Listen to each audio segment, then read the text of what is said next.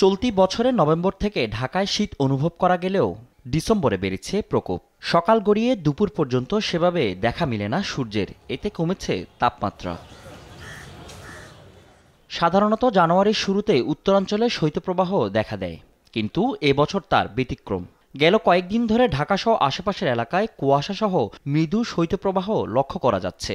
এমন পরিস্থিতিতে খেটে খাওয়া মানুষ বিপাকে পড়লেও সাধারণ মানুষের রয়েছে মিশ্র প্রতিক্রিয়া।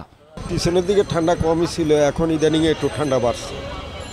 সামনের দিকে তো বলা যায় না, ঠান্ডা দিন ঠান্ডা হবেই, সামনের দিকে তো ঠান্ডা একটু বাড়বে। হয়তো অসুখ বিসুখ হইতেছে, মানে ঠান্ডা তো অতিরিক্ত পড়ে গেছে 2 দিন ধরে, হঠাৎ অনেক বেশি ঠান্ডা।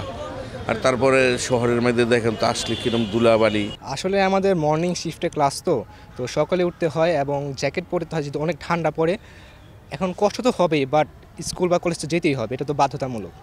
তো কিছু করার নেই, আসলে শীত পড়লে যেতে হবে। রিসেন্ট ডিসেম্বরটা আসার পর থেকে প্রচুর শীত শুরু হয়েছে। ইভেন সকালবেলা শৈত্যপ্রবাহ চলতেছে, রাত 10টা পর্যন্ত, ইভেন সন্ধ্যার পর থেকে শৈত্যপ্রবাহ শুরু হয়ে যাচ্ছে, প্রচুর ঠান্ডা বাতাস। আবহাওয়া অফিস বলছে চলমান শৈত্যপ্রবাহ আরও বেড়ে জানুয়ারির প্রথম সপ্তাহ পর্যন্ত থাকবে।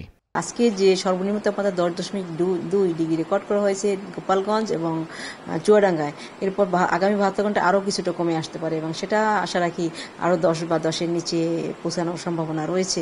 তো সেক্ষেত্রে সেটা শৈত্যপ্রবাহ বলা যাবে। মাসের শেষের দিকে আবার একটা শৈত্যপ্রবাহ আসার সম্ভাবনা রয়েছে, তো সেটা হয়তো এর চেয়েও বেশি তাপমাত্রা আরও বেশি কমার সম্ভাবনা রয়েছে। চিকিৎসক বলছে এমন আবহাওয়ায় বেশি ঝুঁকিতে শিশু ও বয়স্করা। ফ্লু যেটা আমরা পাচ্ছি, তারপরে হচ্ছে হোপিং কফের পেশেন্ট পাচ্ছি, এই ধরনের পেশেন্ট বেশি পাচ্ছি। তবে নর্মালি এই ধরনের এনভায়রনমেন্টাল চেঞ্জে একটু ঠান্ডা পড়লে বাচ্চাদের একটু সর্দি কাশি হবেই, এটা কয়েকদিনের মধ্যে আবার ভালো হয়ে যায় ভাইরাসজনিত যেহেতু। কিন্তু যদি সর্দি কাশির সাথে তার জ্বর থাকে এবং কাশির মাত্রাটা এতই বেশি হয় যে 10 থেকে 12 বারের বেশি কাশি দিচ্ছে একবার আসলে, এবং তার সে ওজন কমে যাচ্ছে, শুকিয়ে যাচ্ছে, ক্ষুধার যন্ত্রণাটা বাড়তেছে এবং রাতে ঘুমাতে পারছে না এবং আওয়াজ হচ্ছে শ্বাসের সাথে, এক্ষেত্রে আমি বলবো অবশ্যই ডাক্তারের পরামর্শ নেওয়া উচিত। 3-4 দিনের বেশি ঠান্ডাজনিত সমস্যা থাকলে বিশেষজ্ঞ চিকিৎসকের পরামর্শ নিতে বলেছেন তিনি। ফজলে আদিত্য, দেশ টিভি, ঢাকা। এরাই মূলত ঠান্ডাজনিত